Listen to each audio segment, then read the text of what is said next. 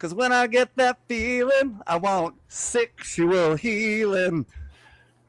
I know. You did tell me beforehand that you'd be going 6 puns the whole season, and I honestly just want to see where you go with it at this point.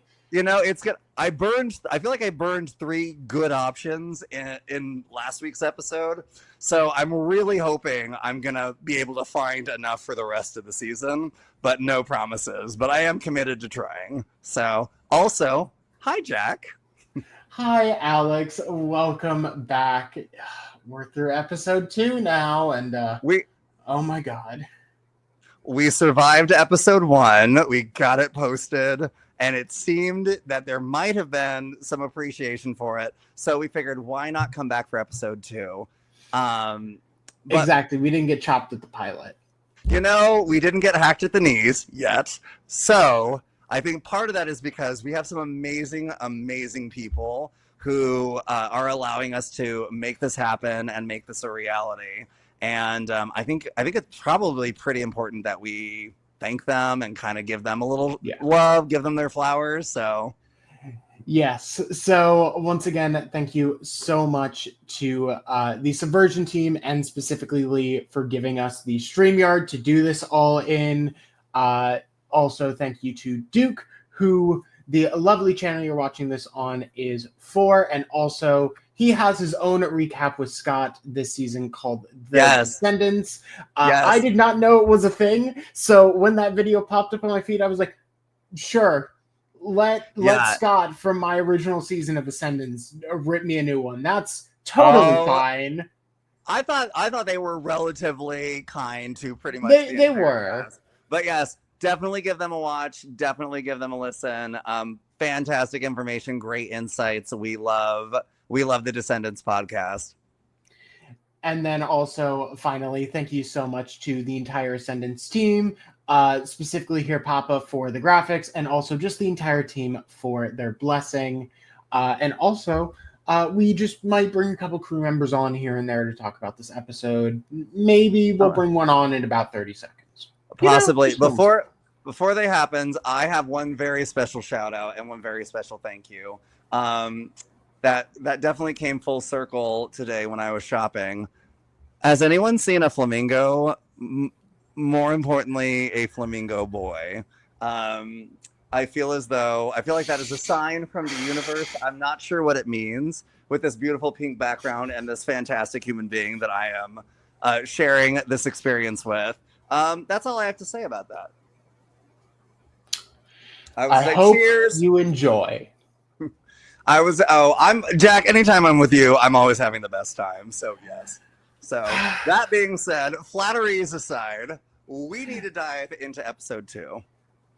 And to talk with us through episode 2, we do have the eliminated player from that episode. So if you have not seen it yet, you can go over to the Ascendance channel. You have about 5 seconds before I bring them in.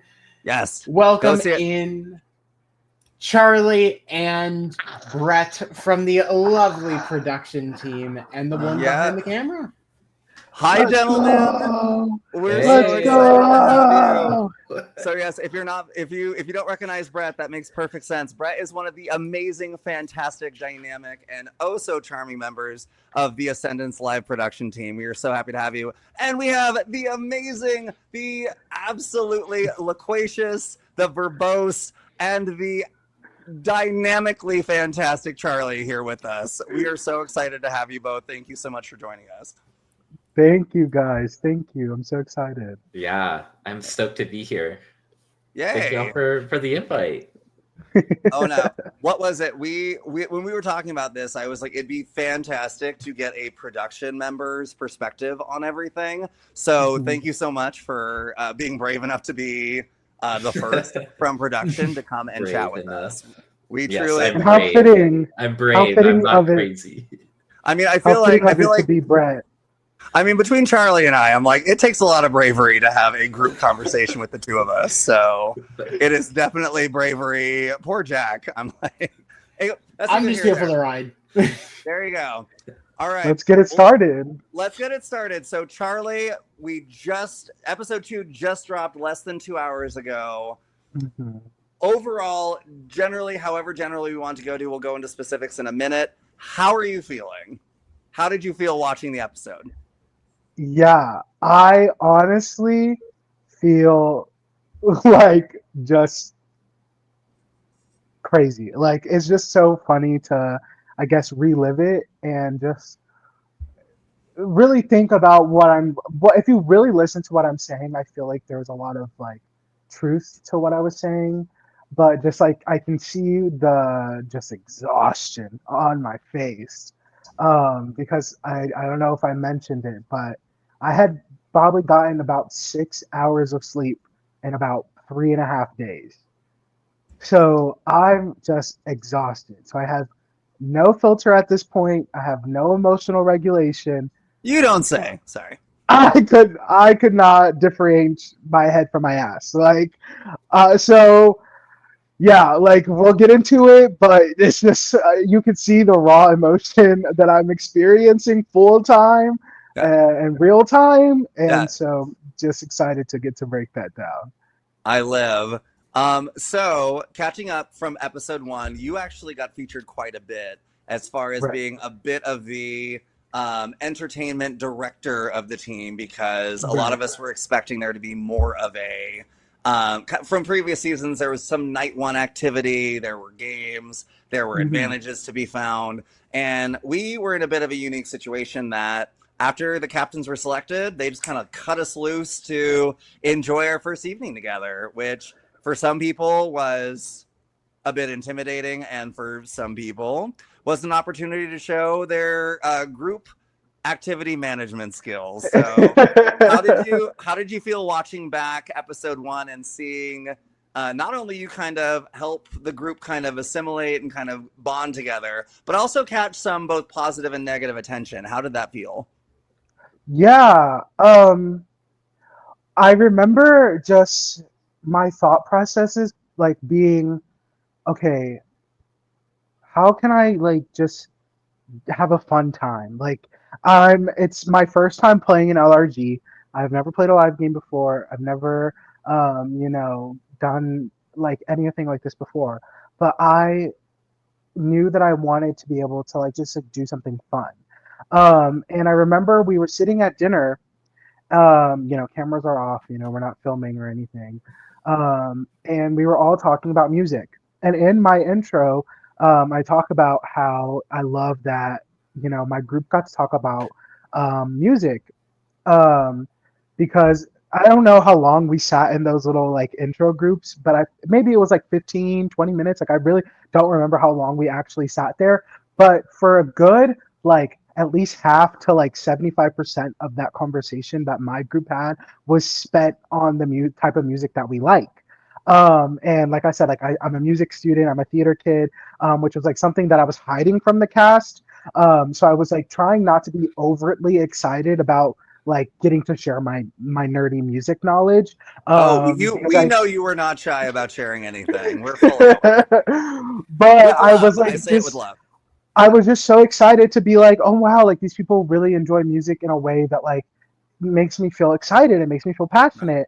And we got, I think for somehow we got into the topic of karaoke songs at dinner or something Mm, like that. And I was just like, oh my God, like we had walked around the house. We knew that there was a TV downstairs. And I was like, hmm, could we put YouTube on that TV? Like, do you think YouTube yeah. can be put on the TV? So I go downstairs and I check the TV if I could put YouTube on the TV. And I could. So I was like, wait, what if we did karaoke? Like that would be really Right. fun to like get some ice moving, get people up and moving, shake off the nerves a little bit. Because you could tell that like while everybody is social, not everyone was like you could tell that people were so like a little bit nervous and like letting the ice break a little bit. So I Right. started a sign up sheet for karaoke, and about like half of the cast actually signs up to do karaoke, which was Oh like yeah, we had a healthy turnout. so fun to do. And that was Remind gonna us. be. Oh, go ahead. Oh no, you're fine. I was gonna say, remind us what your karaoke song was, because I don't even remember any of. So I don't I remember anyone's did. karaoke I song. did a solo performance to "I Won't Say I'm in Love" from Hercules, That's right. And then didn't you do a and duet with then Sam? I did a duet with Sam to "Airplanes" by B.O.B. and Haley Williams, which which I had like had a few conversations with Sam at this point, but that like I don't know if I've like really told him that, but like that is like a highlight that like defines like my experience The in the song. house. No, there's like that Just singing it with experience, him. getting to Nice. do that. Like, you know, I'm really excited to like continue to talk like and have this conversation. But Yeah. I'm obviously someone that wears my emotions on my sleeve, so something like that really meant something to the core of like who I am as a person. Yeah. And I don't know if I've like really ever like expressed that to Sam, like how Yeah. much that genuinely meant a lot to my soul. But sidetrack. Um, yeah, so then I remember karaoke ending, and I was just gonna be like, yeah, well, that was fun, like, cool, like, and everyone was like, well, what do we do now? Like, let's keep hanging out, like, let's do something else. Um, and everyone was like, yeah, what do we do? And I was like, I was looking around, and I was like, you know, we're in a really cool basement for this game that I used to play all the time when I was in high school and college. Because if you know, you see the basement, it's freaking huge. Um, and so I like explain the body game, and so then everyone's like, we want to play this, like we really like this game, or do we play signs first? I don't remember if Oh, we do signs or body I think we first, played but signs, then it, but like either way.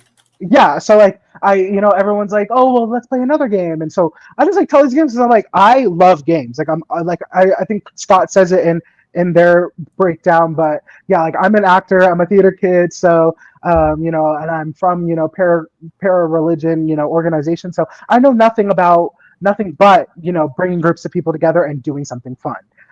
yeah. But what is so funny to me is like multiple people being like, what is his like secret motive behind this? And literally there was never like a secret motive behind it. I literally was Are just like, you I want to do something. sure?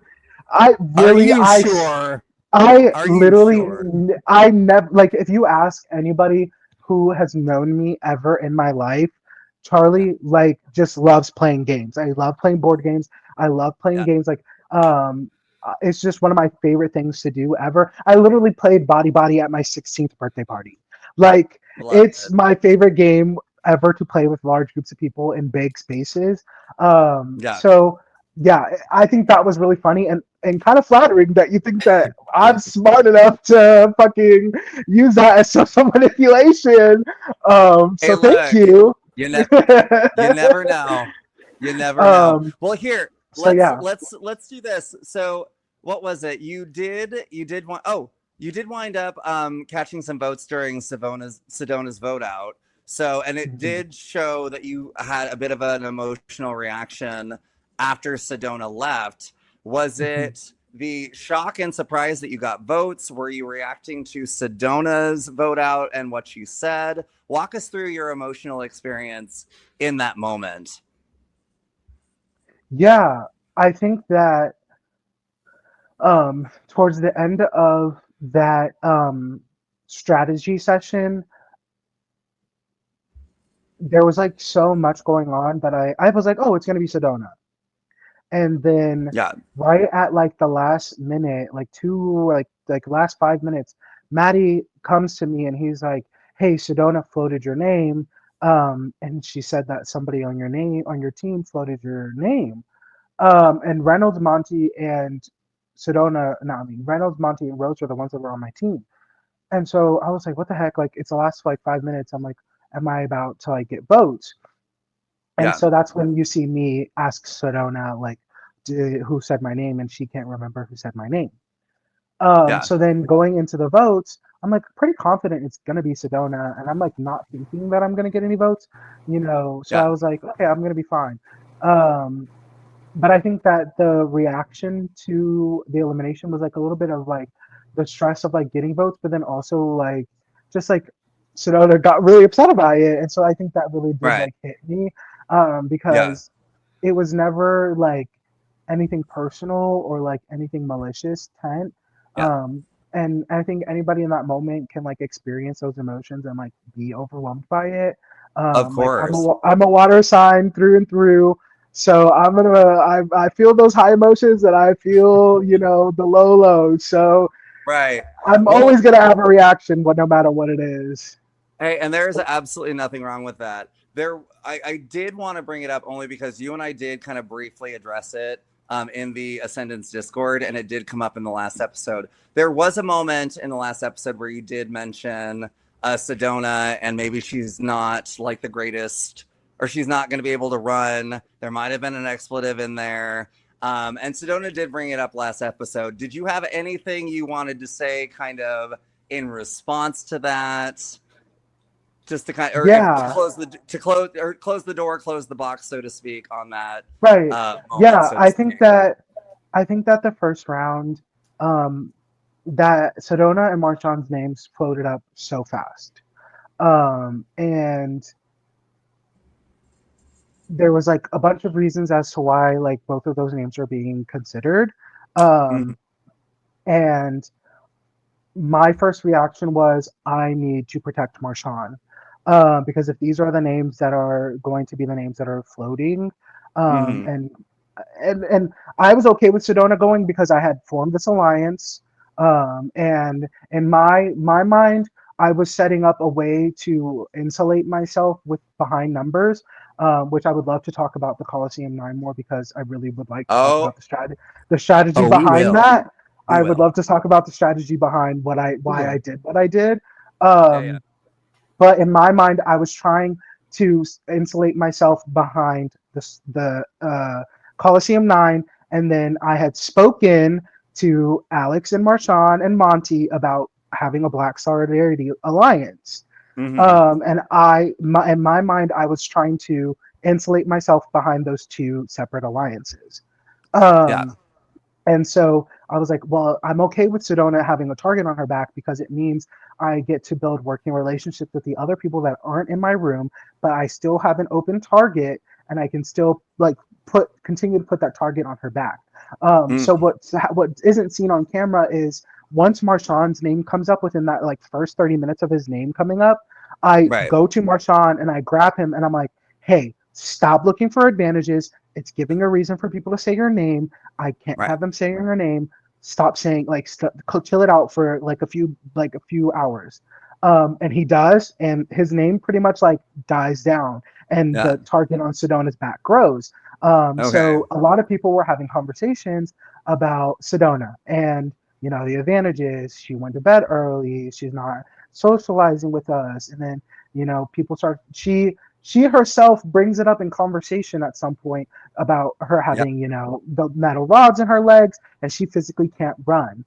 And so Yeah. after she brings that up in conversation, Sure. other people start bringing it up in these, conversations about that target on Sedona's back.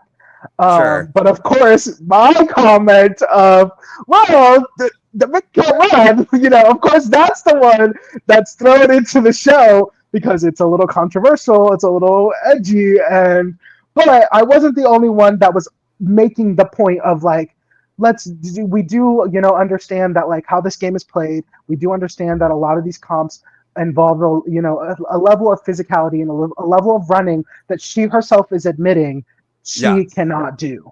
And I think Sure. that was a lot of the point that like a lot of us were making was she Sure. herself is saying that this is her limitation. So maybe with that as a limitation, we have to keep in mind this early on when there's barely any information to put on anybody's back. Right. And that's something that kind of reasonably came up in the last episode. I think when you and I kind of addressed it on the Discord, it was one of those things where maybe the logic was there, but maybe the phrasing could have been a little bit more diplomatic. Right. I obviously, hindsight is hindsight is 2020. I said, hindsight is 2020, and it's in the moment, heat of the moment. Things are said that should not be said in the way that they are. Right. But it is what it is. It happened. Any shout outs you want to give to Sedona should she watch this episode? I do. I love the lady as a person. I do. I just don't think that our games were going to align. So I was really working the angle of putting this target and making sure that she went out the door. Fair enough. All right. Well, here, moving from there, I appreciate the insight and I appreciate the transparency. Brett, for you as a prod member, what was it like watching Sedona's exit? I wanted to cry. I feel like I was the camera person following Sedona around, watching her search in the bushes. Like, there's Walk us through that. I wanted so badly. Like, I followed her all the way to the boat out villa. I followed her all the way back in the bushes, running around the house. And like, I'm obviously not a part of the game, right? I'm just filming what's happening. But I'm like, everything in my body is like, please go talk to these people. Because like, I don't think it's an unpopular opinion, but like, I adore her. She is so funny. She's a character. She's smart. Like, she brings a whole different dynamic to the game just by like existing there, right? It's like layers on layers on layers on layers. That's something that like, if you're on the production team, you love having a Sedona, right? So the fact that she went out first from that perspective, it was killer. But then you mix in like the emotions, like looking at her face. My heart just like snapped right into. Oh no, it was. Oh, go ahead. Yeah. Sorry. No. You had something. Oh no, I was saying it. I know it snapped me in half, but I addressed that in episode 1. So please continue. I was just gonna ask, since we have the man of the hour, Charlie, the clapping. What's up? I told you. I don't. I just be doing shit for real. Like, I saw that. I'm watching it on premiere night with my friend, and I'm like, why the fuck did I do that? Like, why did I stand? Why did I stand? I could not tell you why I did that. I didn't even remember that I did that. Don't ask me. I think in previous seasons there is like an element of when someone's eliminated, there's like a level of good game, respect. Mm-hmm. We're going to clap you out. We're going to acknowledge like all of these things. And so a lot of people, I feel like that's happened quite a lot in previous eliminations and previous seasons. I think it was just a combination of, it was a good while before Sedona said anything where it was just silence. And I think a lot of us were like, well, what happens now? And I think if anything, it almost cut the tension with you clapping, but then eventually it was like I'm glad it wasn't me that started the clapping, because it felt so awkward. And I know for Sedona, it was like don't clap for me. What the heck's wrong with you? And I'm like, that was almost me, but it was so. Yeah. I don't think there was any malice on your part, and I'm not trying to speak to you. I really don't think there was any malice on your part, but it really was one of those. Well, it's awkward. It's already awkward because, it's there's a significant age gap between Sedona and the rest of the players. And that's why, sorry, that's a whole other tangent. We'll skip that. But I think it was like meant to be supportive in hey, you just got, we just voted you out, but we still respect you. We still love you. And sadly, combined with Sedona's reaction to being voted out, it just, I think, kind of compounded how it just came across as uncouth.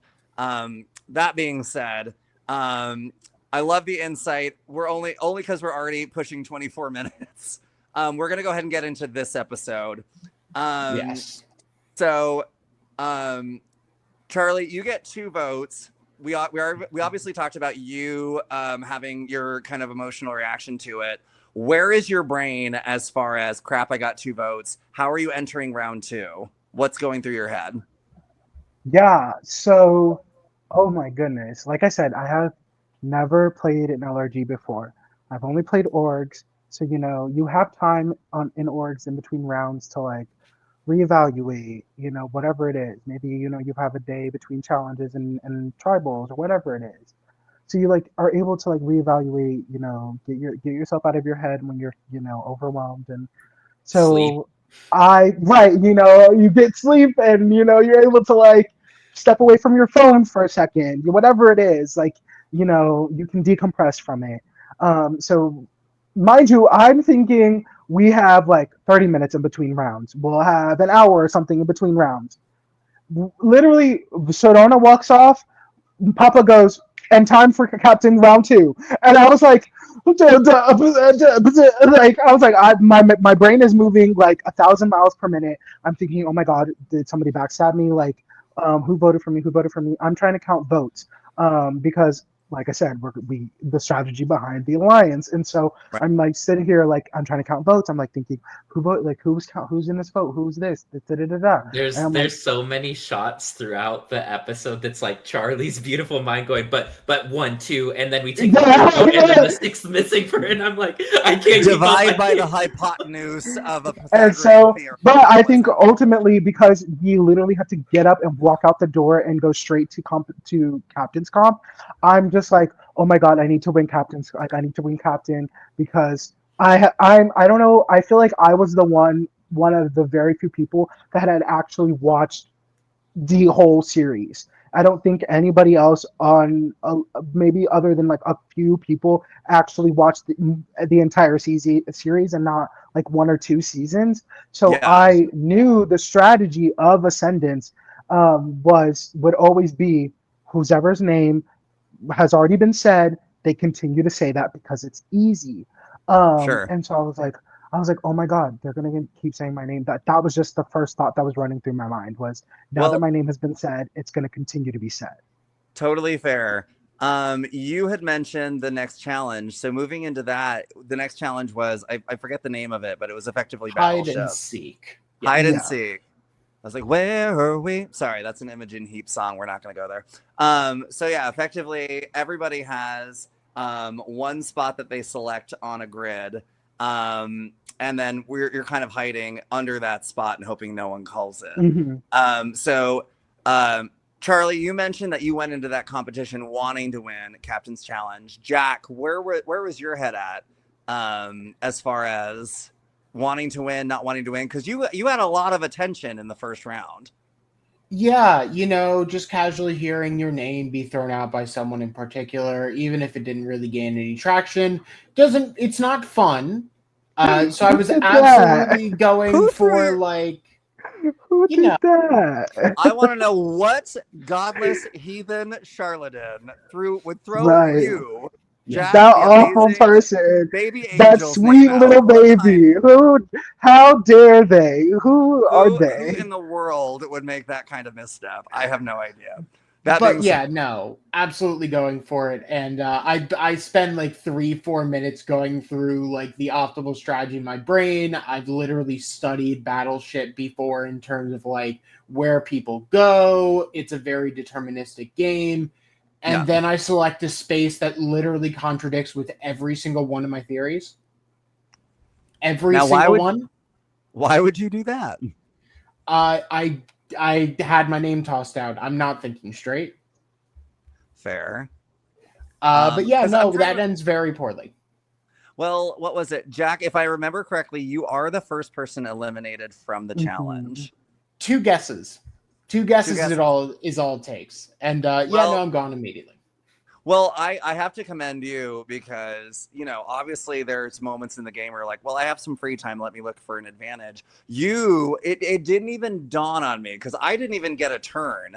I was going to say, I think out of all the challenges, that is the only challenge where it's like, if they were to ask for constructive feedback, I would have said, if you're eliminated in the first round or before you get to take your first turn, you should still get to take a first turn, dang it. That is I think out of all the competitions in the entire season, that was the only thing that I had to say where I was like, ein Minuten bitte. Because, I was eliminated not long after you. And I think that was the point of us being drawn in a certain order was like that, like you could be eliminated because we had gone random order. So like I do see your point, but I also see the way that the comp was designed. I'm not. Yeah. This is my once an episode moment where I'm like, production, don't cancel me. But it's too late. I think I loved the competitions. I think all the competitions are fantastic. That was the one moment where I was like, even if I'm eliminated, let me make a guess at where someone's shit should be.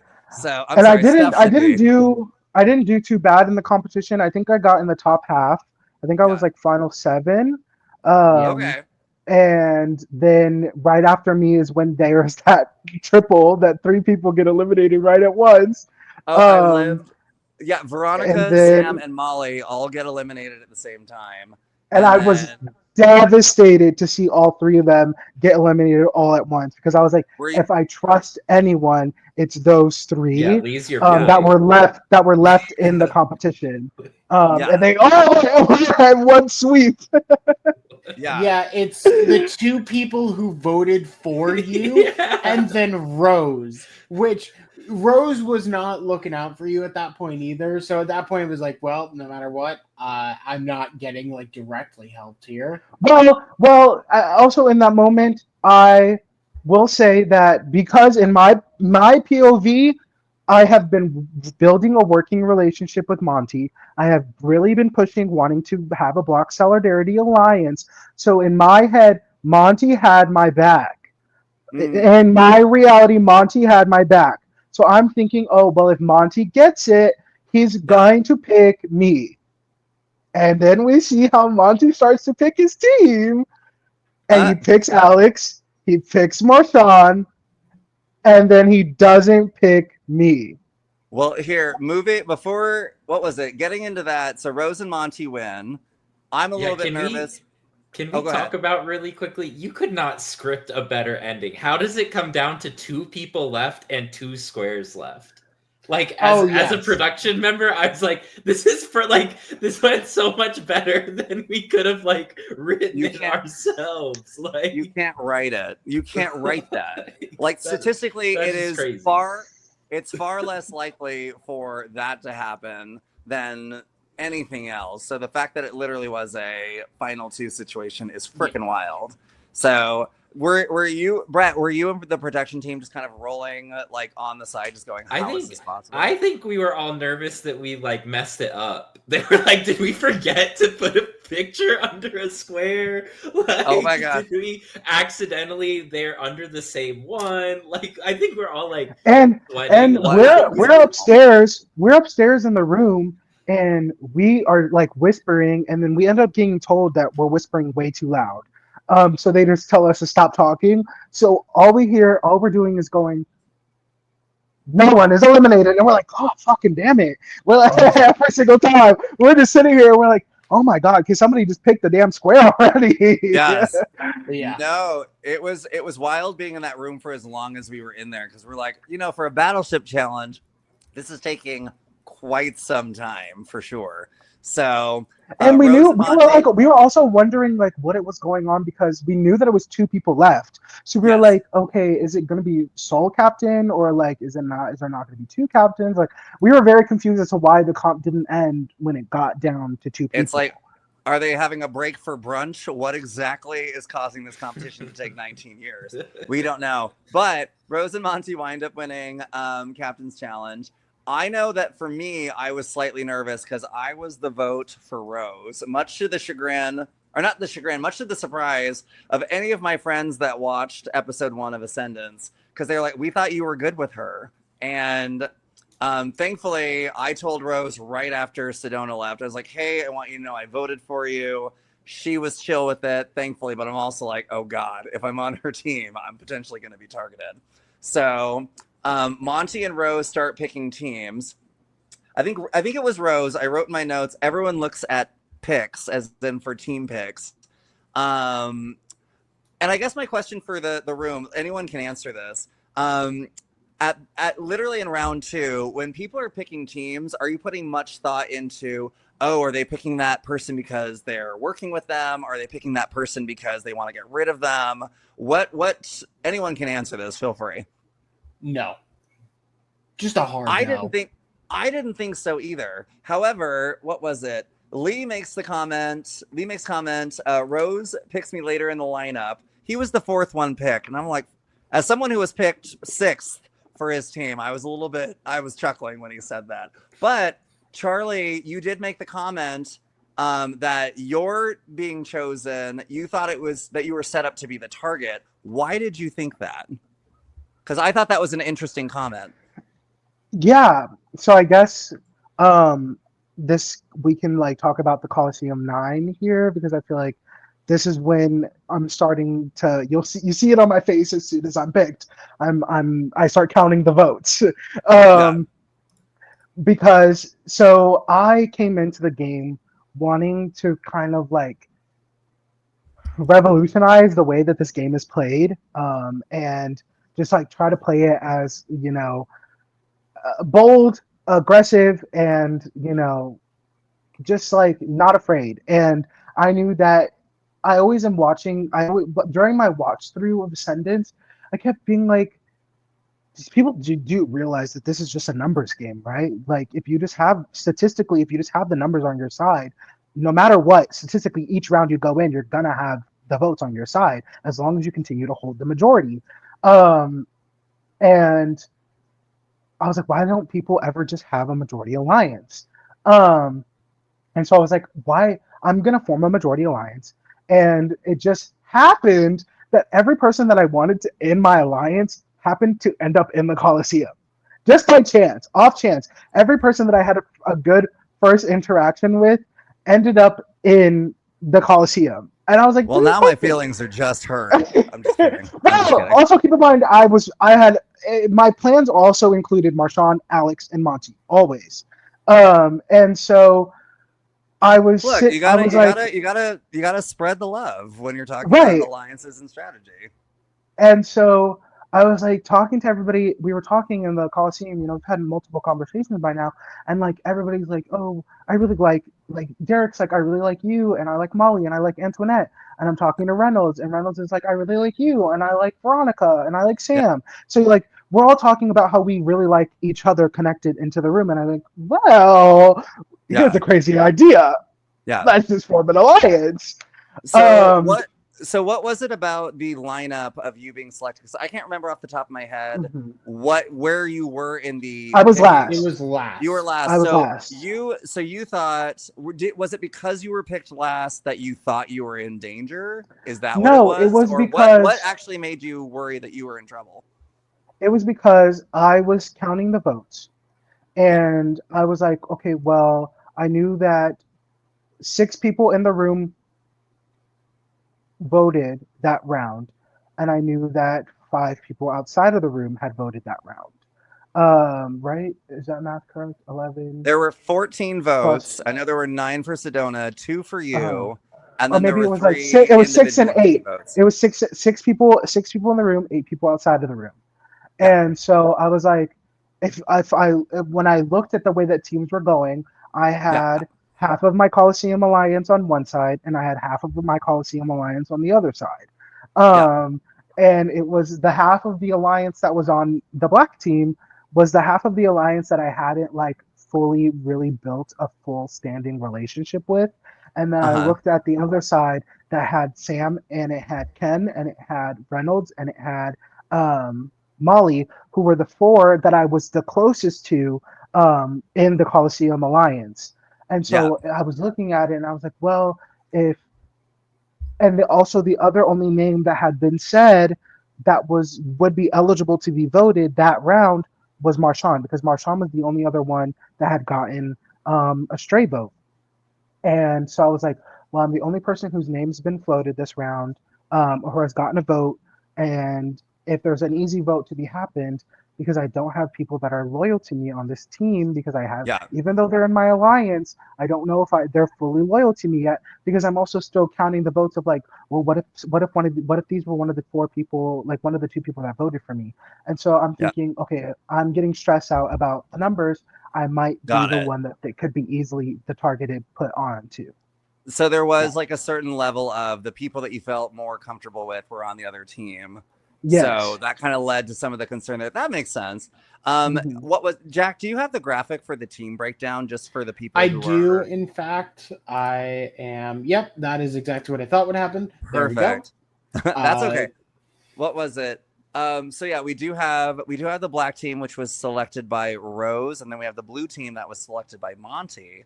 And so basically going into the challenge, we have Rose's team. Though the 7-letter word that they decide that they want to play with is deliver. And what was it? The notes that I have, I noticed that Lee's team started off really strong because what was it? Jack and Charlie, you were on that team. Um, going into deliberations, I completely forgot how, or not deliberations, but going into like strategizing the challenge, I forgot until we watched the episode that I was like, oh yeah, I was trying to be vocal within the strategizing for the challenge. And I remembered upon watching, I was getting shot down as far as my ideas. And I was like, fine, if we lose, that's on y'all. How did it go on y'all's challenge or on y'all's team? It was honestly rather smooth. I'd suggested some sort of anagram of liver, live, something similar. And Lee just tacked on deliver to the end of it. And we just ran with it. Yeah. It had enough permutations in there that everyone was pretty happy with it. Yeah. If we could be coordinated as a team, we'd be fine. Yeah, I did write down y'all's team started off so strong, and then people started fucking up. there might have been. What's interesting is there were a few times where either someone didn't hold up a letter or someone had it held up the wrong way, backwards. and it seemed We're in the as though wrong from order. it seemed as though from the edit there were a few times where I was like, well, that's not a word, or someone's letter's black, but it flashed green, and I was like, did they get points for that? Or I still really don't understand like how people messed up the orientation of like holding the letter.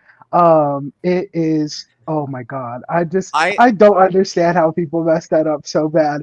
I'm dyslexic. I am dyslexic, and I was the only person on my team to not make a mistake. Like that really made me so mad. It was so brilliant. I think one of my nominations for moment of the episode, there was a time where y'all are holding up the letters and Antoinette is just chilling with that letter on her chest. And no fucking sense of urgency whatsoever. There was like 2 or 3 in a row, and I'm like, sweet girl.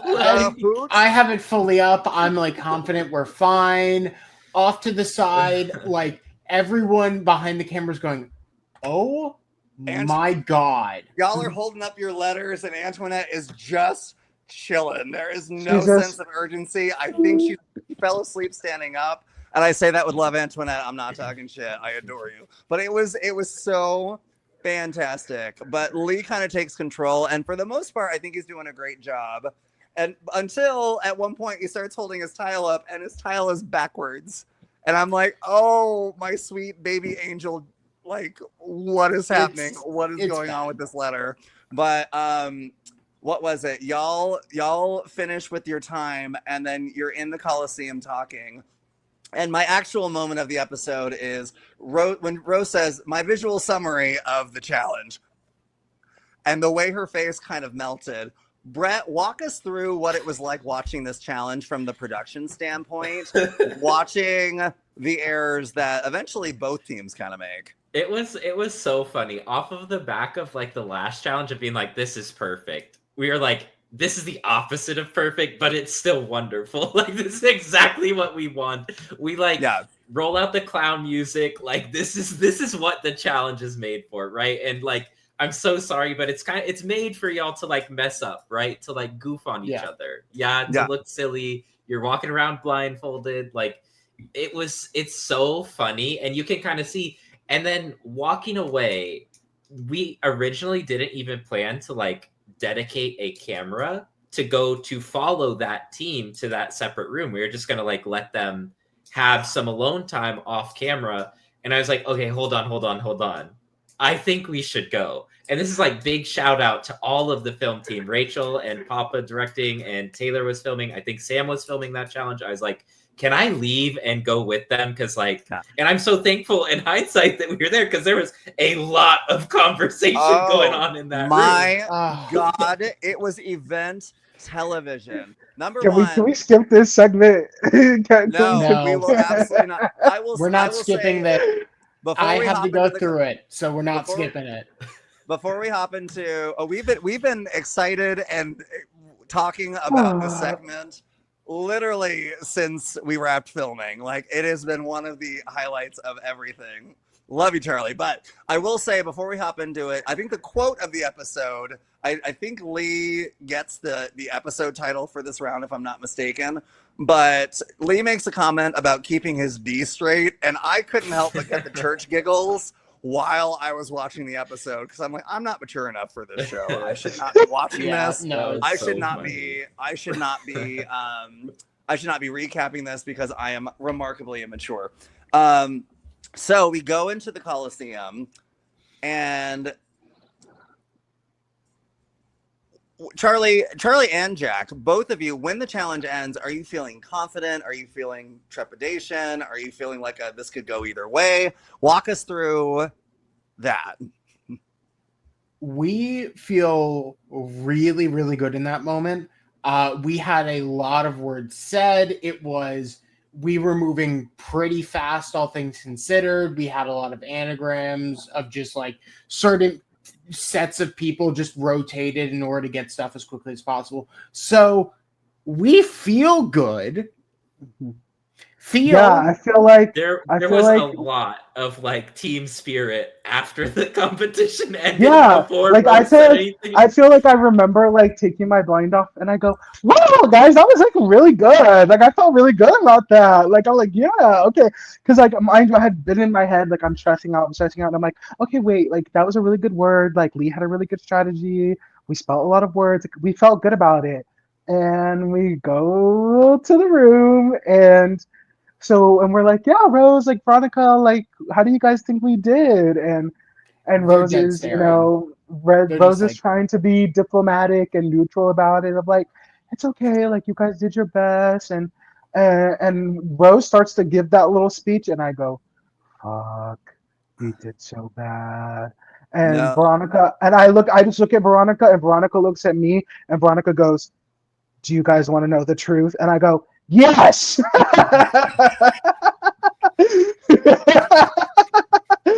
And so Veronica's like, yeah, that was fucking shit. Like you guys were ass. Like that was Oh. not good. That was not good. And I'm like, and so that's when Oh. everything starts to go awry. Oh yeah. man. And I did also write down, Veronica made the comment, whoever, I don't know who she was responding to, but she does say, you're not the only one as far as making a mistake. And I remember hearing about this, if not during deliberations, then after this round, where it was like, I think it was Rose who was like, I had to break it to them that they thought they did really well. And I kind of had to be the bad news bears and say, well, that is one way to interpret it. For those of us who actually watched how y'all did, No. not so much. So, Charlie, Definitely. you wind up mentioning that you think that someone in the Coliseum votes for you, which Mm-hmm. is a valid theory, but also for people who aren't part of the Coliseum, their mindset is, well, why would it matter if someone in his room votes for him? When you said that, did you have a moment of, oh, I'm overstepping? Or was it kind of brought to your attention later, like, hey, maybe don't mention the votes coming from the room because that's going to tip people off that the room is working together? Yeah. So is that So like an immediate thing that you realized right when you said it? Or did someone kind of eventually bring that to your attention? yeah, I think that in the moment, um, I'm such a verbal processor that I was like starting to really get in my head, and I just needed to be able to like get the thoughts out of my head, and I'm sitting Uh-huh. there trying to count the votes. Yeah. And because at that point we had found out that you had voted for Rose, and Yes. we knew that Sedona had voted for Marshawn. We knew Marshawn had voted for Sedona, and so I'm looking at the five other people that weren't in the room that voted, which were Andrew, Monty, Rose, Sam, and Lee.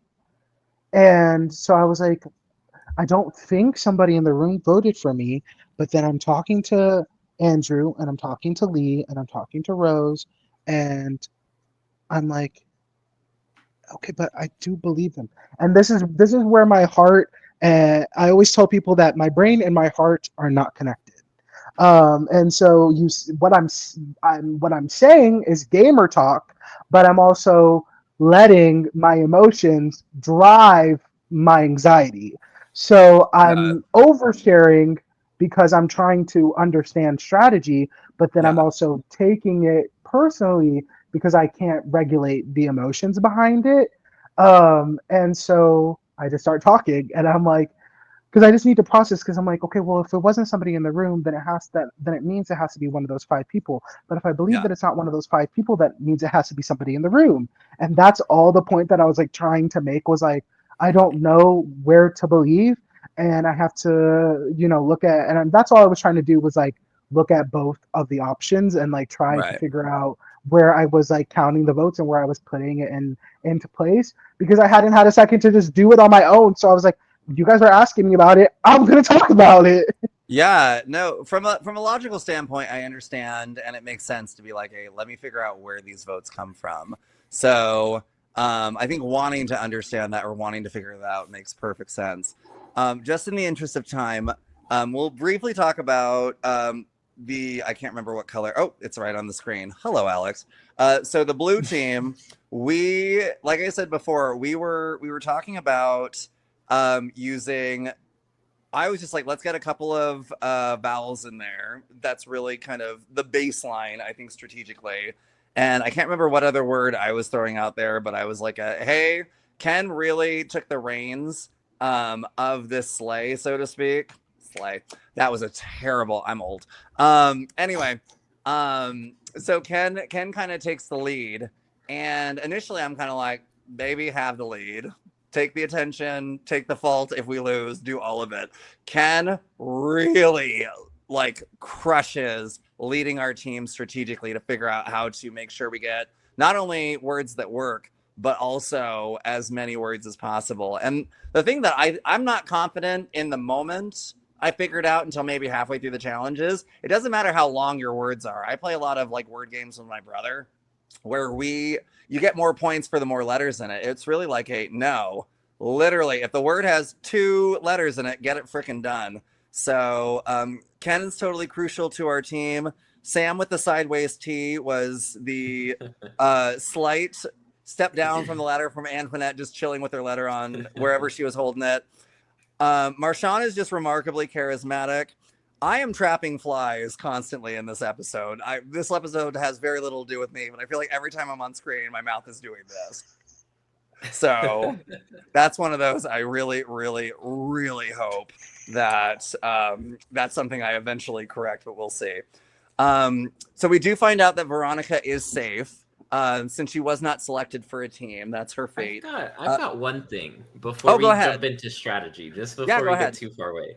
I'm curious y'all's opinion, because something new that was added for season 6 was the little captain one-on-one, like real-time confessionals. Oh, yes. Are we fans of that? Did y'all like hearing the inner monologues? What are the thoughts?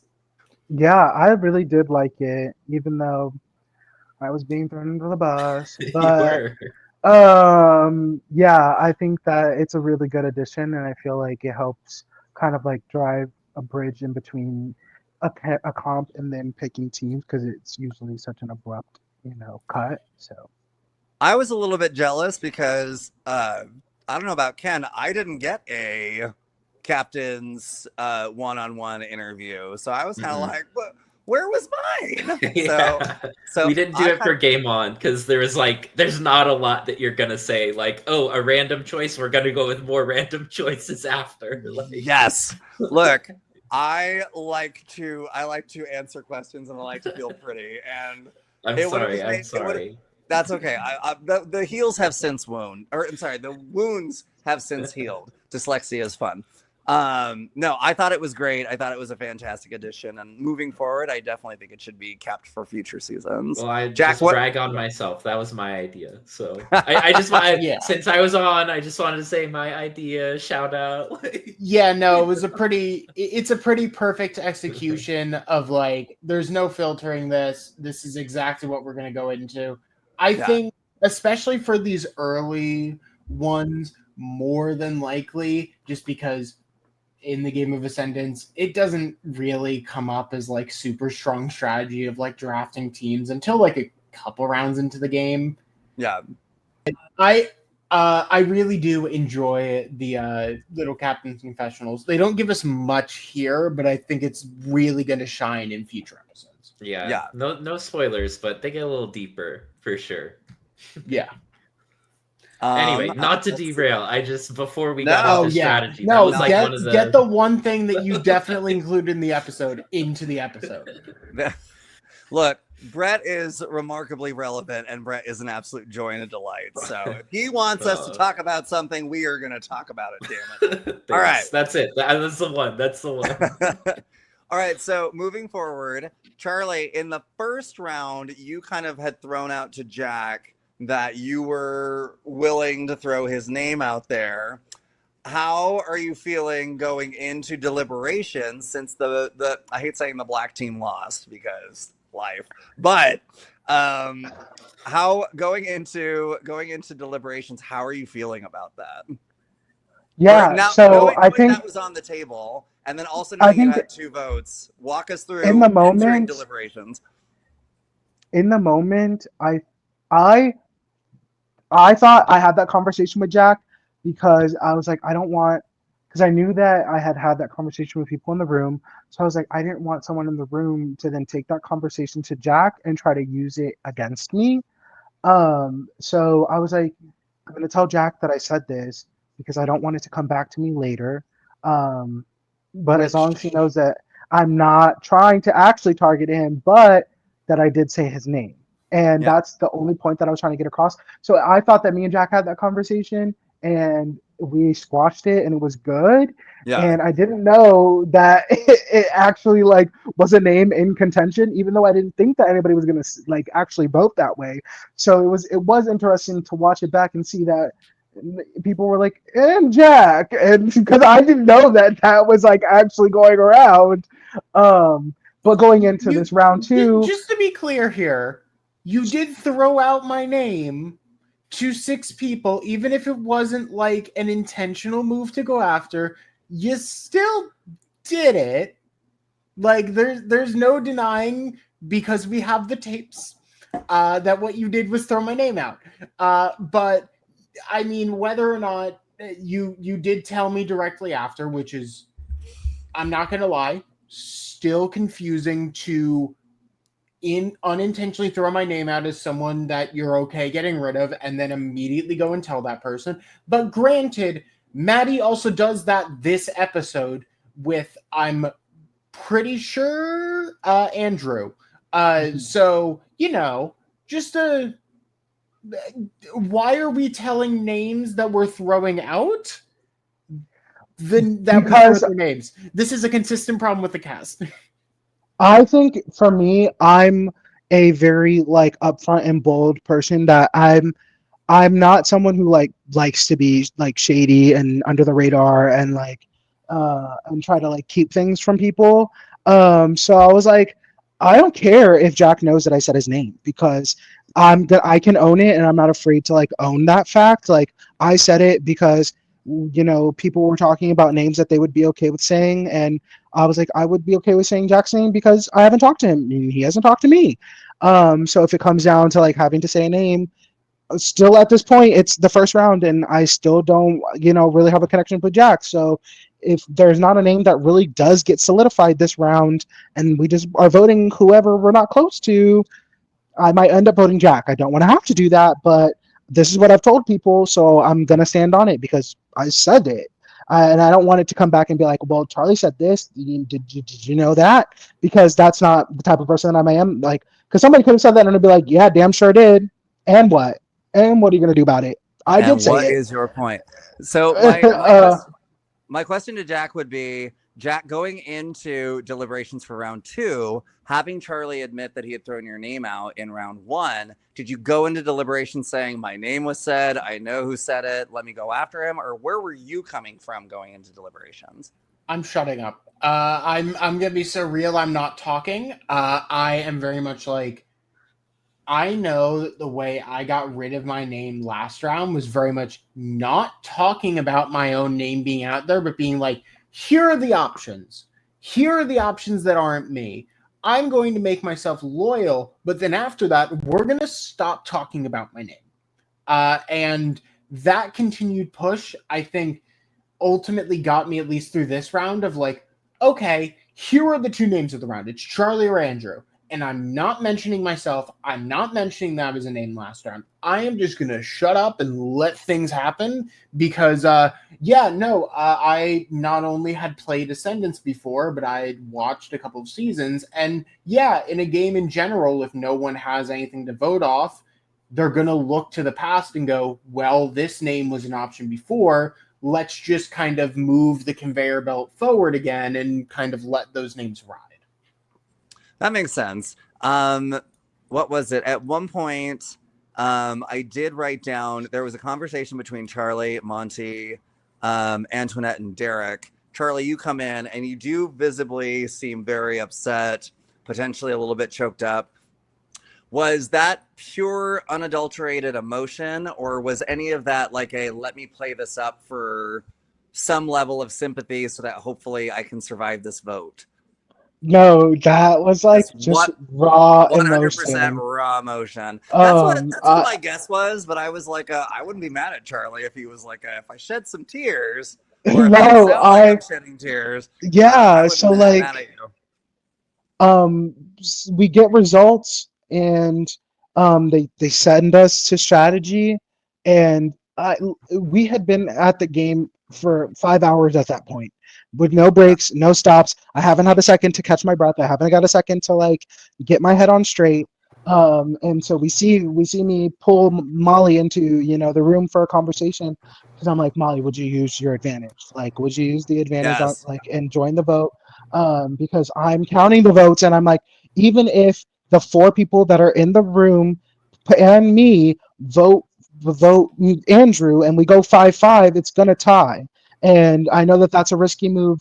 But I was like, this is like the only way that we can save me. I feel like this is gonna be the only way that we can save me. Um, but she didn't think that we would need to do it.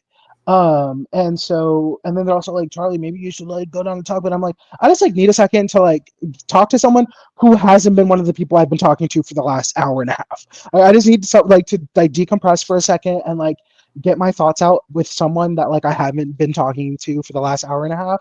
Yeah. But then I go downstairs and I'm stressing out because I'm like, damn, I'm actually gonna go home. Like I'm about to get voted out here. And then that's when I start entering the conversations and I'm like really upset and like stressing out. Fair But of enough. course, I will note the major thing is people are looking to say Andrew's name. Like, Andrew's name comes up really heavily via multiple people. And what ends up actually happening is, Charlie, you say your name inadvertently to other people. Well, I will say that 2 people have said my name prior to me coming into the conversations. I will say that my name, it goes Name Charlie some and names. Andrew. I will Names. say, because we see Rose say it, and I think we see someone else say it. We do see 2 people say Charlie or Andrew is what it seems like prior to me entering conversations. So we can try to create a narrative that I put my name out there, but it was clear that even though I probably wasn't being highly considered from the start, my name had always been on the table prior to me saying it. Yes. We can try to deny that. We could try to deny that. It's okay, but I think we saw it in the edit. Well, and to Charlie's credit, there were some little devils on the shoulder planting seeds for sure, right? Name some Right. names, So Brett. Name some We got names. some. I mean, we got the content. Lee and Monty wore it on their sleeves in confessionals and their captain one-on-one. Like, hey, I want to mess with Charlie, and we'll see if he leaves. Like, Yeah. like Yes. What was it? And there's of a lot course, of both of them Please. are voting. That's totally valid. Charlie, however briefly, what were your thoughts watching in episode 1, seeing Lee kind of twisting the mustache, so to speak, and being like, let's see if we can get Charlie to spiral? Is there respect on yeah, that because it worked, or no, are you? Lee will attest that ever since filming has ended, after it was all said and done, like we had a one-on-one conversation about it, and I've given him nothing but props for the game move, because coming from a strategist to another strategist, like you saw the guy who has big emotions and is exhausted, and you preyed on them, and that's kudos. I take it. I'll take it. I just do think that like the one that I still don't necessarily like agree with from my point of view, because you do have to see it from my point of view, I had been doing nothing but wanting to have Monty's back. Despite in every conversation, him giving me nothing, him being the whisper fucking queen, whatever he is, like I was still undoubtedly wanting to have his back.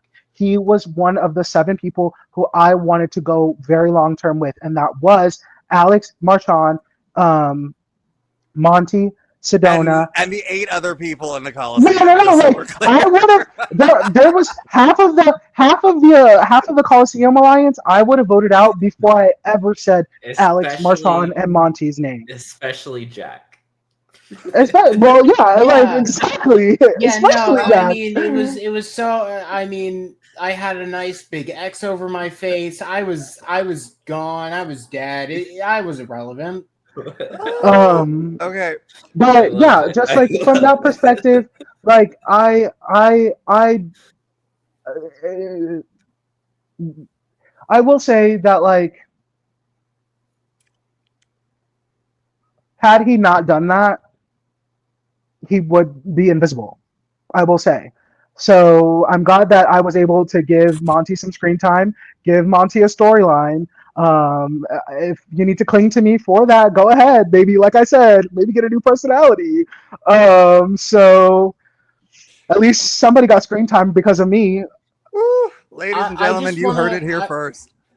I want to make sure, like, I'm clear on this. Monty, the person who won captain this round, is invisible otherwise.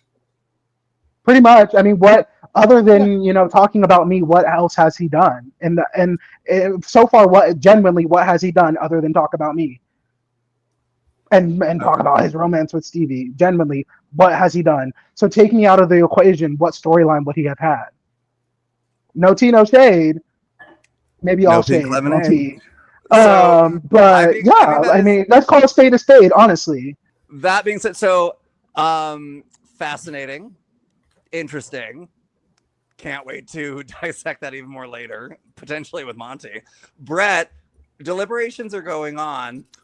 I don't know what room you were in at the time, and I will never remember. But what do you remember anything standing out to you as far as this round? Anything that was going on? So, yeah, the thing that I'll say, or the thing that surprised me watching it back, is from my position as just one of like 5 or 6 people holding a camera.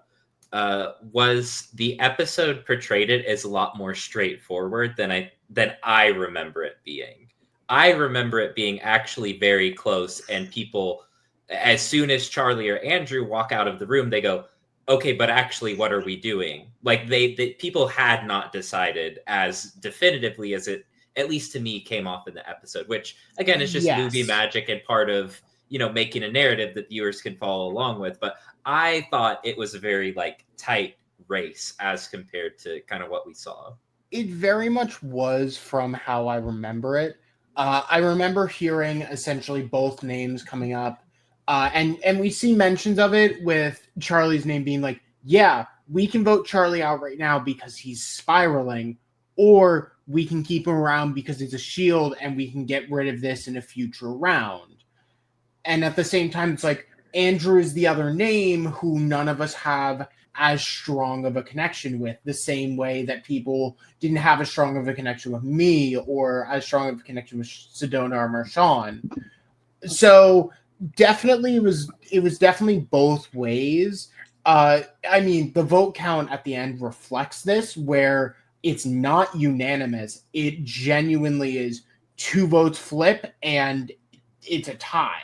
Yeah. So, I mean, it is very, very close, and it's a little bit more back and forth, but I think definitely probably towards like the Yeah. last 3, 4, 5 minutes, people do settle on Charlie of like, yeah, I think we all just are kind of like going off of what's best for our games. And at least for mine, I was like, Charlie has thrown my name out as someone that he's willing to get rid of.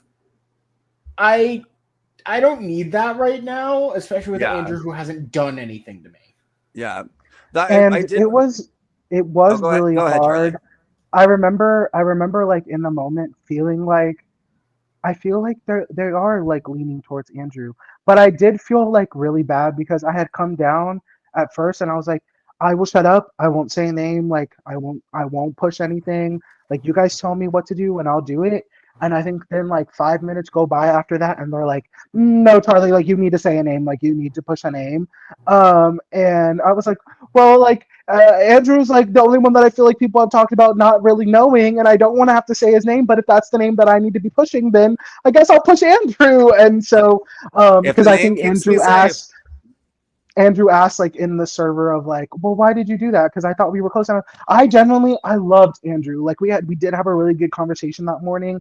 And I love him. He's such a diva down. I love him. But like I just knew that like because I had heard that nobody was really connected to him, that if I was going to be able to get the votes to flip on someone, it was going to be Andrew. I knew that I would not have. At first, my plan was to get Rose out that round, but she won fucking captain. And so Tell I us was why. not. Rose is so freaking smart, and I clocked that almost immediately. And I was like, I need this girl out. I was like, people are listening to her. She is charismatic. She is funny, and people are going to take her far. She is going to not only because I'm way more social than Rose is, 100%.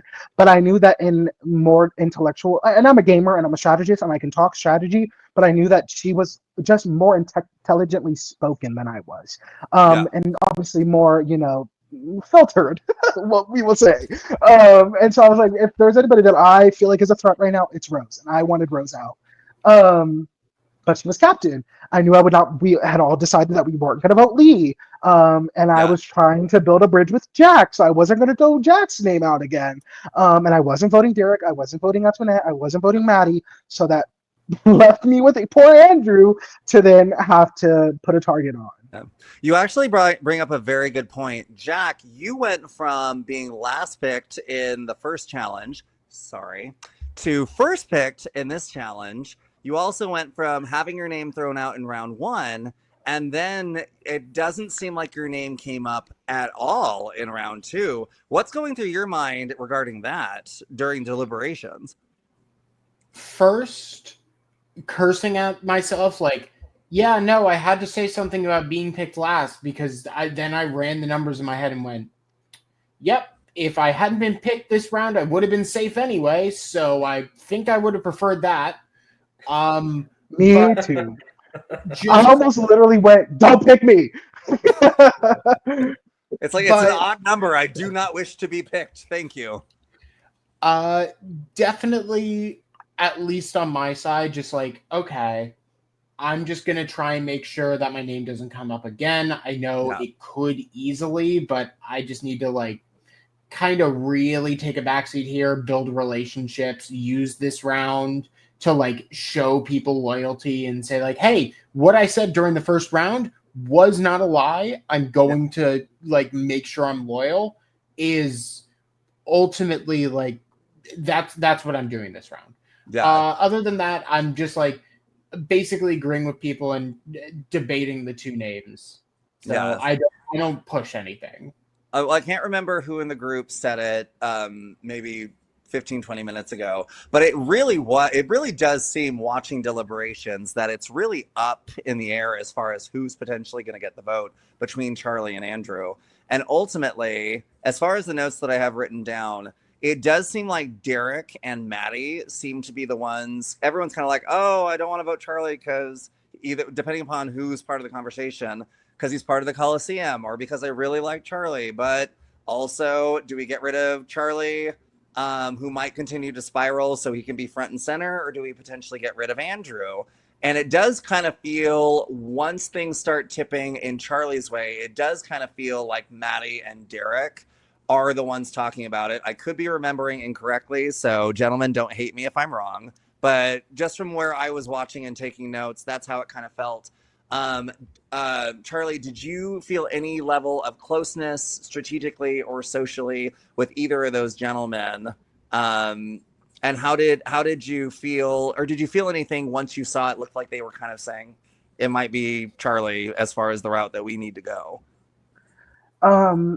Yeah, so like I will say, like, probably like the first half of strategy, I was spiraling and emotional, and then I feel like towards the end of it, the second half is when I kind of like get out of my head and I'm like, okay, no, Charlie, like you're actually like fighting for your life, like you need to get it together, sound smart, sound, really get your strategy across. So that's when you see me in the conversations of like, I have your backs. We have had conversations. You know that I have your back. I know that I'm a little emotional right now, but I'm trying to get out of my head. I'm having a little bit of a moment, but I promise that I will get out of it and I will be better, and I want to move forward with this, Yeah. and like really trying to like solidify those alliances, and and we see like Derek and Antoinette really like fighting for me, and Maddie kind of fighting for me, but then also kind of like not fighting for me, but like trying to fight for me, but like also not as hard as like I feel like Derek and Antoinette were trying to fight for it. And then we have like Veronica in there too, and I think a big point of the vote deliberation was like, I think at one point I'm like, would you guys tie? And I was like really trying to like push a tie of like let's play bold, like let's make a bold move, like let's tie it, let's go to rocks, like let's push it to rocks, like Let's I go I to rocks love really so that you're was safe and everyone else is in danger. I right. love And so I was Flawless. like, I was Flawless. like, I was like, let's do it. Like, let's fucking do it. Like, let's push it to rocks. Like, statistically, one of us is not going to go home in rocks. Like, I really don't think one of us will go home in rocks. But I understand their hesitation to do it. It's round two. I understand their hesitation of Molly not wanting to use the advantage. I get it. Right. I get it. It's round two. But come on, like let's make a move. And that's the thing with like Ascendance is, and that's like the part of like the kind of like what I was saying was Ascendance is a very new age game. So it's a very new age way of playing, which is the I'm gonna play in the middle, I'm gonna stay quiet, I'm gonna be agreeable, I'm gonna play all relationships, I'm gonna make sure everybody likes me, and I'm just gonna go with where the votes go. I'm not gonna push hard, I'm not gonna push, which I totally respect, I totally get it, but I'm an old school player through and through. I love old school Big Brother. I grew up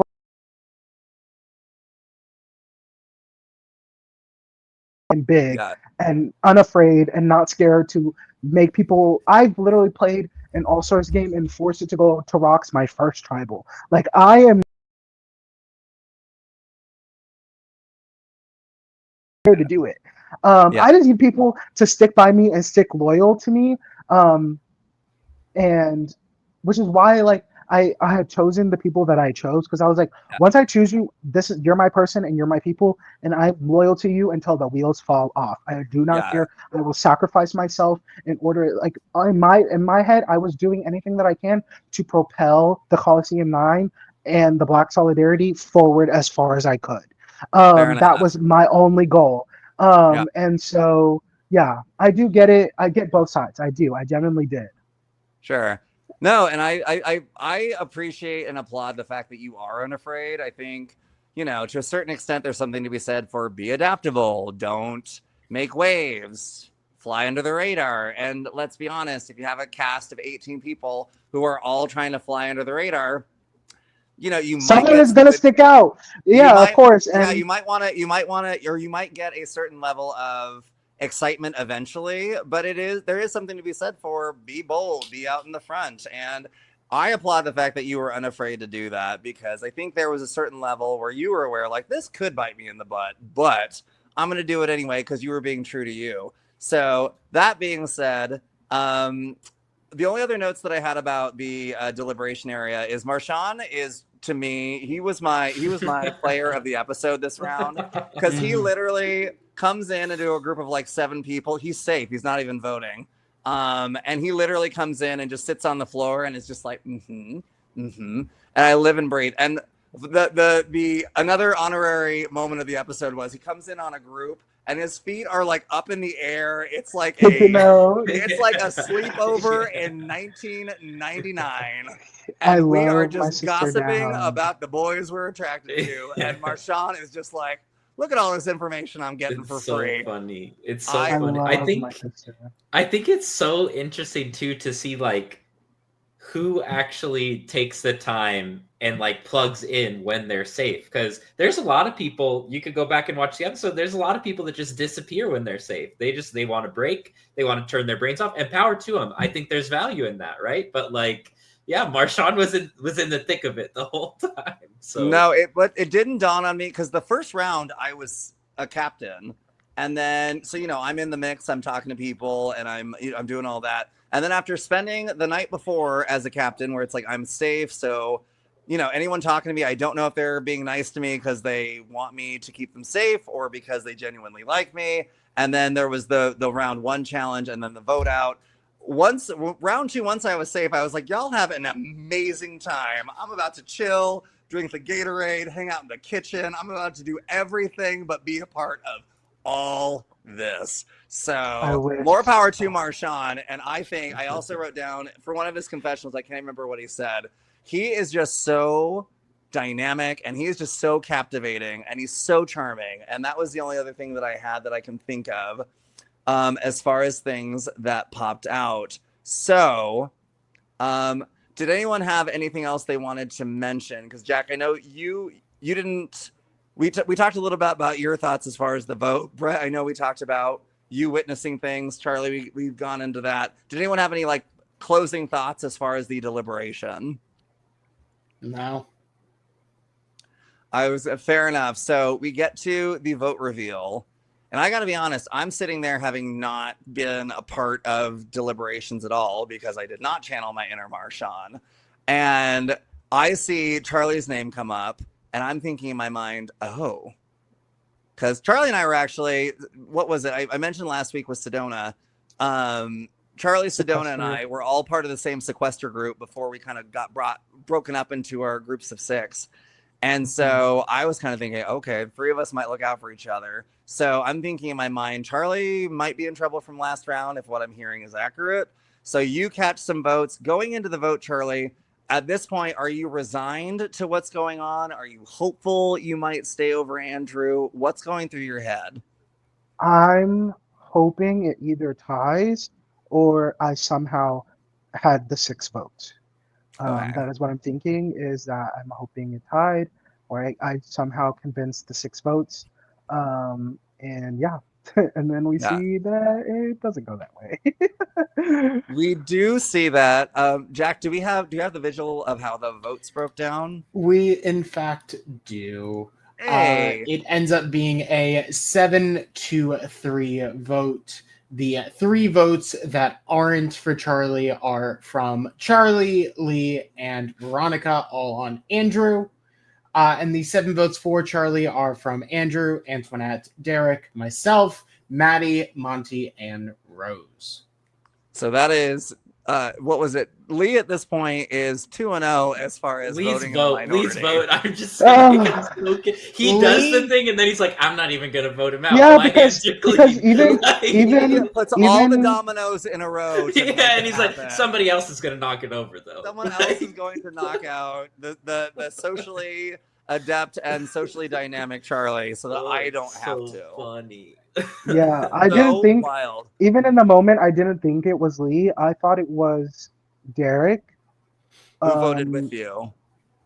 I thought it was Derek or Antoinette or Maddie were the person that voted with me, or even Monty. I generally up until even when I've gotten voted out, I still genuinely think that Monty had my back. Did you think Veronica was one of the votes to keep you? Did you know? Yeah, oh, okay. for sure. So you knew it was. You knew it was Veronica. I feel a lot of. You. Sorry, go ahead. I feel a lot of the close relationships that I had didn't get a lot of the spotlight, which were Veronica. I mean, Veronica and Sam, episode 1 did get a lot of mention, but I don't think it really showed how close Veronica and Sam and I were. And I didn't really get to see all of my interactions with Reynolds. I love Reynolds to death. And we were sharing a bed. I love him so much.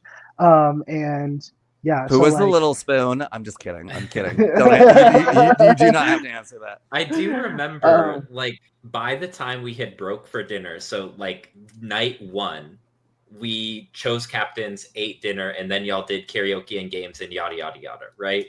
We had a little production meeting that's separate from the players. We met, talked about what we're doing tomorrow, blah blah blah. I remember saying, you know who's besties is Sam and Charlie. Before karaoke, before anything, I was I would not have pegged that, but I think those 2 are going to be this. Like, so I don't Love know, but him. like I had clocked it before. You know like, what? You know what before my even strategy Hayden, was. like, You know what my strategy was going into the house. what? Find the most outstanding, precocious straight boy and become his best friend. Well, And there was And exactly one. yeah, And you found the exactly best the one insane white boy, the insane straight white boy that I could find. Of course, that's gonna be my bestie. Mission. Accomplished. I love him with my whole heart, and I feel like he doesn't really fully grasp that. So he's gonna grasp that when he watches this episode. But I love that kid with my whole heart, from day one, from hour one. So I'm gonna start with Jack. Any final thoughts as far as the episode and everything that went down as we close this out? So I do have just a couple quick questions from various members of the cast. Thank you for keeping Let's us professional. go! Come on. So these are both for Charlie and Brett from just a couple members of the cast. So we will start with Charlie. So you came into this game wanting to be a huge personality with a impact. What advice do you have for future players coming into the game that have that same want while also finding longevity, and what would you have done differently? Wow. Yeah, I feel like at the end of the day, like the job is reality TV. We're here to make good TV. Anybody can be a strategist. Anybody can be a gamer. We can learn how to say all the right things at the right time and when to speak up, when to stand out. But I feel like at the end of the day, we're here to make good TV. And were there moments where I could have bitten my tongue and I could have, let me just sit down for a second. Let me take a deep breath. Let me, let me fix my makeup really quickly. Could I have done that? Yeah. And I think that it's as long as you're happy with what you're giving and the content that you're providing, that's all that matters, Um, and it's reality TV competition, and we all want to win, and but at the end of the day, one person is gonna win on a cast of 18. I came in knowing the target that I had on my back. I came in knowing my skill set, but also knowing that like this is the first time that I've ever done an LRG. I've never had to do live comps before. I've never had to do live strategy before. I've never had to do live confessionals. I came in one of a handful of people that didn't have a pre-connection on the cast. So if there was anybody who kind of like had to really fight from the ground up, it was me.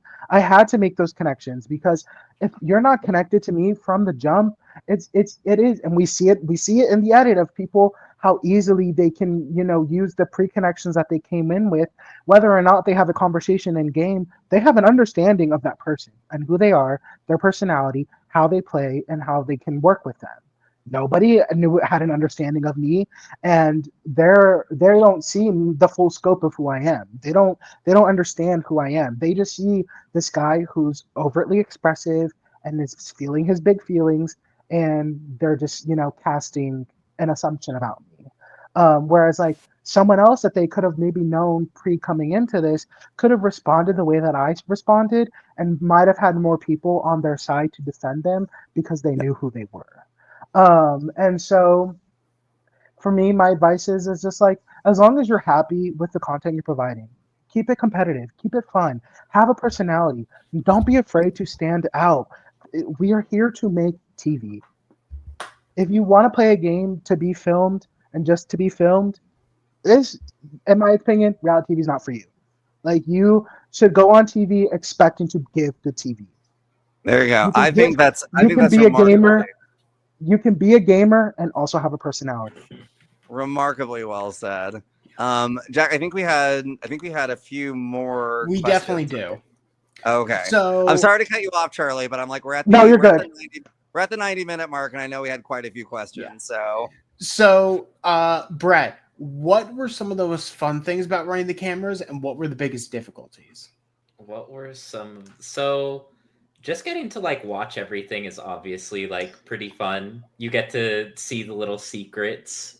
That's also, it's a double-edged sword where that is one of the hard things, is like sometimes keeping a straight face or not making a noise, when not giggling when Charlie drops a one-liner out the door, or breaking the tension of Sedona crying even though my heart is breaking. It's like, it's challenging to keep a poker face behind the camera. I'd say logistics is probably like top tier number one, of just like who needs to be everywhere at the right time and where are all the things and where are the people, and that's by far the most difficult. But I'd say secondarily, it's fun to watch, but it's hard to stay impartial. Gotcha. So, to Charlie, if round one hadn't devolved into chaos with the hinky votes, would Andrew have still been your target? Mostly because the edit points towards you kind of going with that as an option, because Maddie said the name, but your personal target would have been me. I think, are we saying that I don't get votes, but the teams get still split the same way that they split? Yes. So hinky votes don't occur. Is your target still Andrew, or does it actually still shift back to me? I think that I might have probably pushed it onto you, but I don't think that it would have gone to you. I think that it would have gone towards Andrew. Which I think that in that moment I might have not pushed you, and I would have listened to what my alliance wanted to do, which would have been Andrew, and I would have just gone with Andrew. So it probably still would have eventually been Andrew, but just probably not with my influence. And last question: if you had stayed, what would have been your strategy moving forward? I wanted to be captain. I think that we can even see in the edit that, like, despite me still like spiraling a little bit, my alliance still wanted to be loyal to me, and I still had people that wanted to have my back. It's just, circumstances of how the game falls.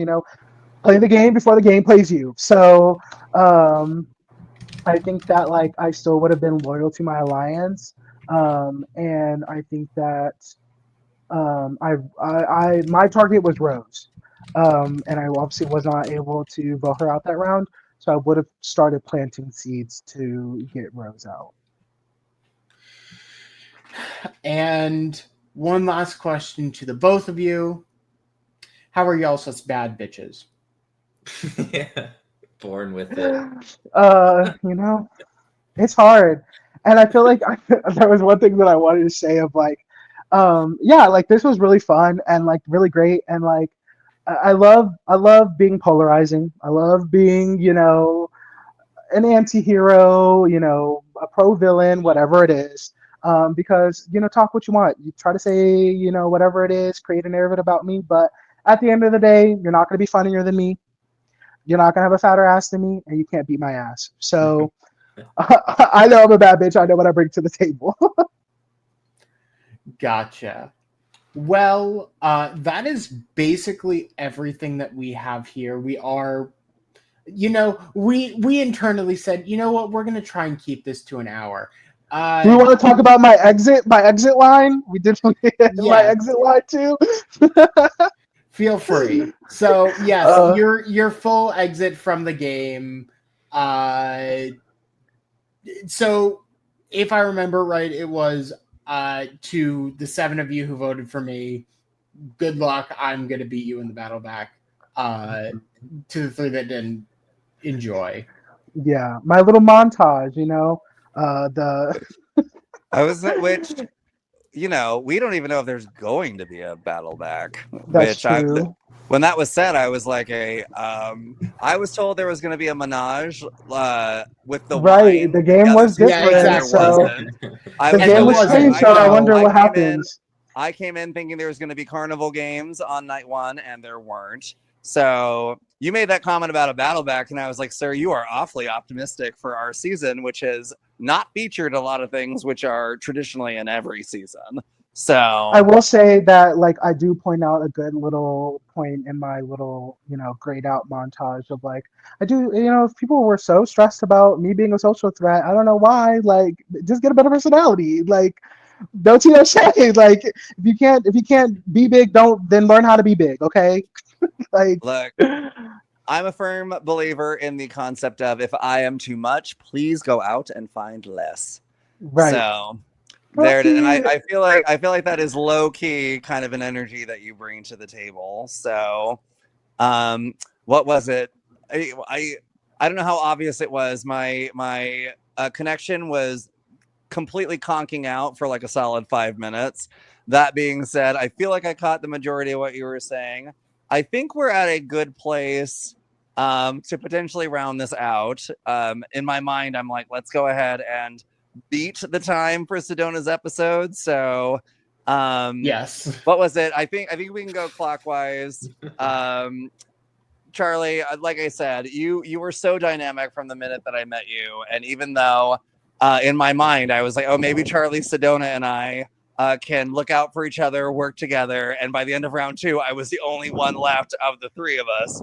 I still live and breathe for just the energy, the confidence that you brought to the season, and even though we didn't always align strategically or just in life, I think you bring so much energy, and you are definitely that Davon Rogers. I am that the and I kind of live for it. So I appreciate that you were part of this experience, and I'm so glad that you're here tonight. Thank you so much.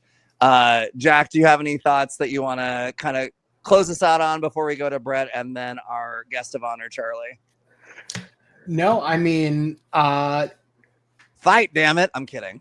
You know what? We know you gotta fight too. I'm very much not. I'm very happy that my name wasn't thrown out this episode. I'm very happy that I get to survive and not be stressed out of my mind, even though, regardless, I'm still stressed out of my mind in this game, no matter what. But I am very excited to see what future rounds hold. This game gets very, very interesting very fast. So I don't know what you mean.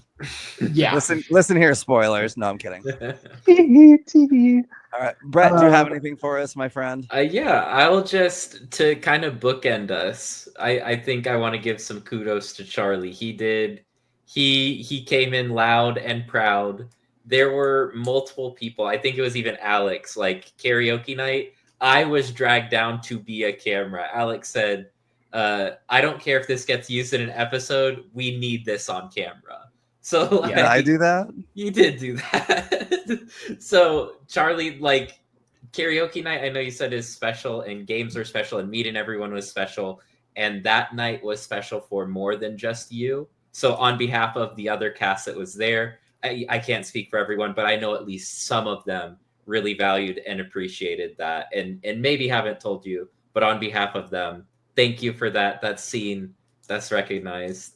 Past that, thank you, Alex and Jack, for having me. This has been so fun. Let me know when we're doing it again. I was so excited. I had no idea how popular this idea was going to be. So when you threw out that you were willing to be a part of it, I was like, man, it'd be great if we got the players, but man, I'd also love to get members of production. One, because I love all of you, but two, like y'all would bring such a perspective that we didn't have and we didn't know. So thank you so much for taking time out of your evening to be a part of this. Yeah. I think the world of you in general. And what was it? Should we have you on another episode? I will continue to sing your praises.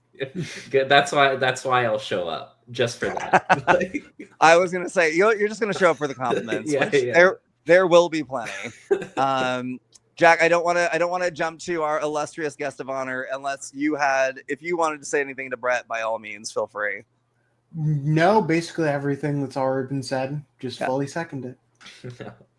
All right, Charlie, the time has come. We have pushed time and space and the continuum to talk about episode 2 of Ascendance season 6.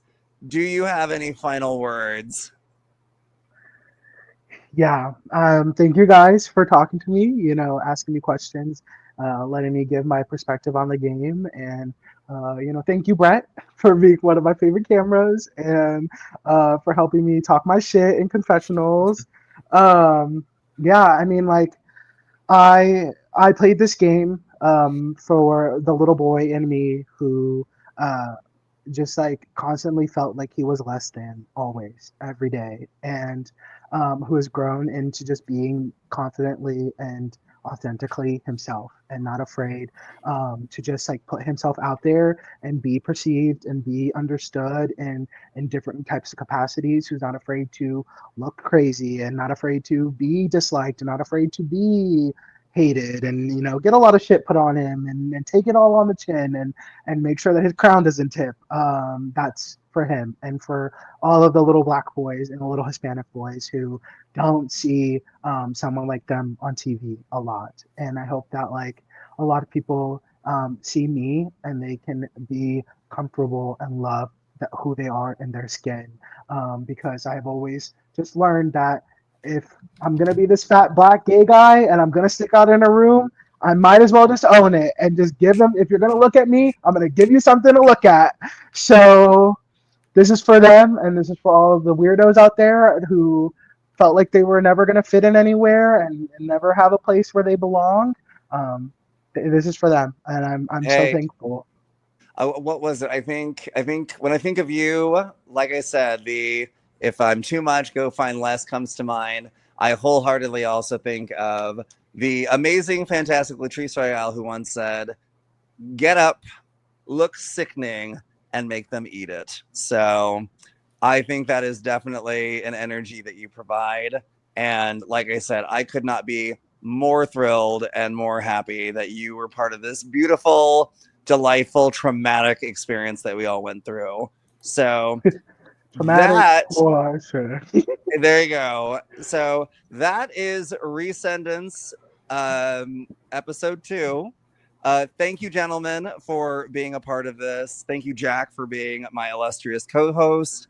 Thank you again to Subversion, to Duke for allowing us to do this, as well as to the entire Ascendance production team, as well as Papa specifically for letting us just, be egomaniacs and narcissists for getting to do this. And yeah, we will be catching y'all next week with the next eliminated player. Who will it be? Ooh. Will it be? Could it be me? Could it be Jack? We don't know. We're not going to find out till Will the we next have episode an of season. elimination? Will we have two? Will we have the battle back that Charlie's already mentioned? Is there a battle back at all? Who knows? Charlie Will goes there be home weather 2 balloons? episodes in a row. That's crazy. Right, Oh my I can God. vote out again. Like what? I What hope it's happens next? EJ. I Who hope it's done it? EJ. I hope EJ Where comes done it? next. And with what? How much wood could a woodchuck chuck if a woodchuck could chuck wood? No. Yeah. This has been a lot All of right. fun. Thank you guys again so much for joining us. And then yes, if you are just watching, thank you for joining us. We will eventually get these down to an hour or an hour and 15. Today was not Somewhat, that yeah. day. Yeah, we only had so much hope with the I mean, what else do people have to talk about now that I'm gone? Who else are they going to talk about? Somehow The we're show's just gonna over. have to Yeah. carry on What? without Who's going to be the entertainment now? Who are they going to latch onto for a personality now? Let's find out. time will tell. If you haven't already, we forgot to do it at the beginning. Feel free, like, subscribe, all the comments. If you have questions or anything that we didn't cover that you wish we had covered this episode, please feel free to drop a comment. Otherwise, it's been fun, y'all. It's been fun. Bye. See y'all later. Bye bye.